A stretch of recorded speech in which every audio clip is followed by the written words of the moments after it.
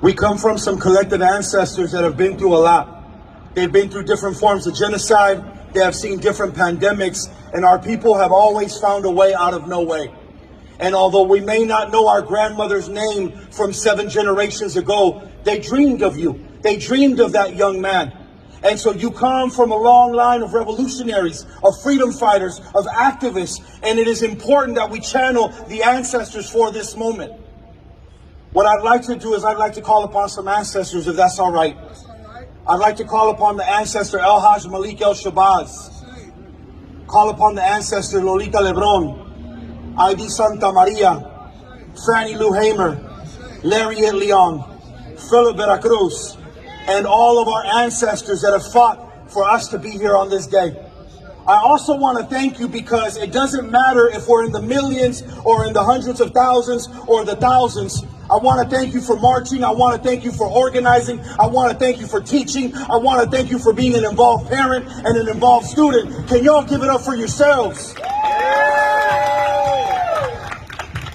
Joel did a powerful job to talk about what was happening in 2012. I want to take you back to 2006. We had a small high school called East Oakland Community High School. And our students got to be 9th grade, got to be 10th grade, got to be 11th grade. And under state takeover, they shut down our high school.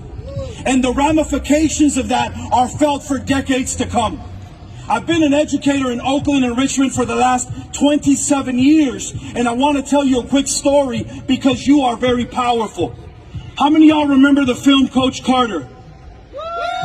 The film Coach Carter made $50 million to talk about a community in Richmond, and they brought none of that money, that Hollywood money, back into the neighborhood. At the time, I was in Richmond, California, and they decided to shut down every sports program, every music program, get rid of every counselor, and we didn't know what to do.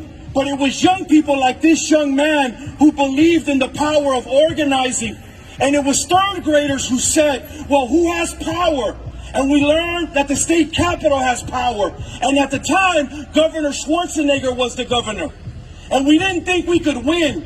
But the kids during their spring break said, could we march to Sacramento? And we're like, that's hella far, yo. From Richmond to Sacramento, that's 70 miles. But the kids didn't care because they cared so much about their education that they let us. And we marched for 70 miles over the course of 8 days. And when we got to Sacramento, Governor Schwarzenegger refused to see us. And we had a young elder that just spoke who said that her mother's school was shut down. She was in tears just a little while ago. And so when we got to Sacramento and Governor Schwarzenegger refused to see us, we had an elder named Fred Jackson, may he rest in peace, 67 years old, who said, I'm going to go on a hunger strike. Now, we don't need our elders going on a hunger strike, and we don't need teachers going on a hunger strike, but the brave teachers at Westlake, they went on a hunger strike for our education. And they've been fighting for a long time. So that 70-mile march became a hunger strike. Now, as you can tell, I'm kind of large and I love to eat. I didn't know that we were going to go so many days without eating. 5 days became 8 days. 8 days became 10. And we went 25 days without eating. We occupied the state capitol. And on day 25, we signed a historic agreement in 2006, returning funds back to West Contra Costa Unified School District. And now that school district is debt-free. And so your power of marching, your power of hunger striking, your power of occupation, it is within your legal right to protest, and it is within your legal right to win. And so first of all, I want to thank the Brown Berets that are here to take care of us. I want to thank the CRC that are here to take care of us. I want to thank every single one of you. But I got to talk about Parker Elementary. Parker Elementary is almost 100 years old. It's an institution in Deep East Oakland. There's over 225 families, and as we heard from Aslina, it's a home community school. And even though they're trying to shut it down, 25% of the families refuse to go anywhere else. That's how much the community loves Parker Elementary and Middle School. And are we going to let them shut it down? No! I got to talk about community day school. This public education system And the private education system and the charter education system, they push kids out. And community day school is the only school we have for middle school students that have been expelled. And if you shut down community day school, where are our kids gonna go? Are you gonna let them shut down community day school? No! Young man, remind me your name. Fernando went to La Escuelita. Fernando knows this history. In the 1970s, it was Latino parents who fought to have bilingual and bicultural education, and they won La Escuelita.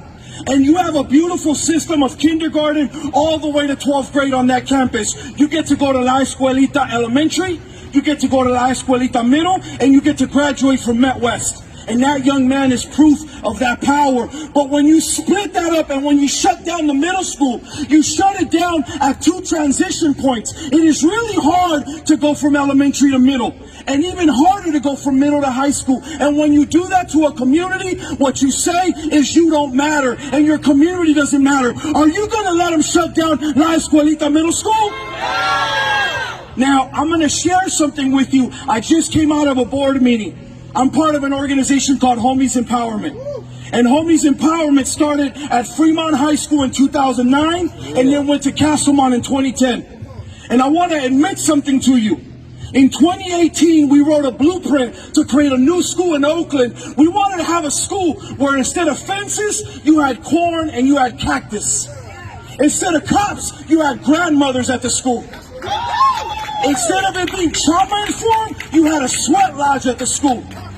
And Oakland Unified shut us down and they said, we don't want your school. And then we joined the autonomous working group and we said we want to build a public school inside of Oakland, and they don't want new schools. That's why they're proposing to shut down 11 or 12 of them in the next 2 years. And so I'm not going to lie, at Homies Empowerment, we began to look at the charter option. We really did. We looked at the charter option in Oakland, and we heard a lot of great names like Educate 78 that sounded great because they said they were going to help educate 78 square miles, and that sounded good. And then we heard about something called Go Public Schools, and we thought that was phenomenal because who doesn't want public schools to go? But what we didn't know is who funds Educate 78 and Go Public Schools.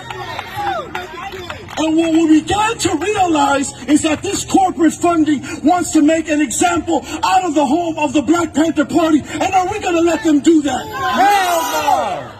And so we decided we will never be a charter school at Homies Empowerment.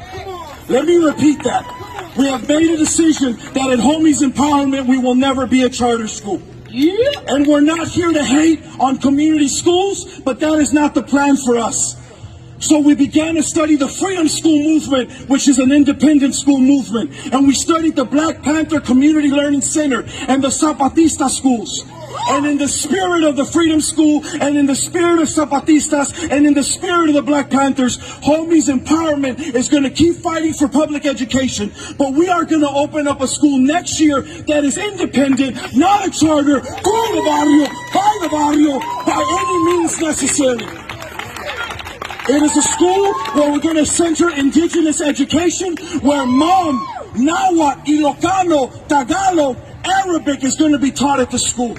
And I know you might get upset to hear that from me. You might say, brother, don't do it. But I'm sick and tired of waiting for the school system to change before we have new ideas. And so I ask, champion the effort of a freedom school, and we continue to champion the fight for public education. The last thing I'll say is all power to the people. Love y'all.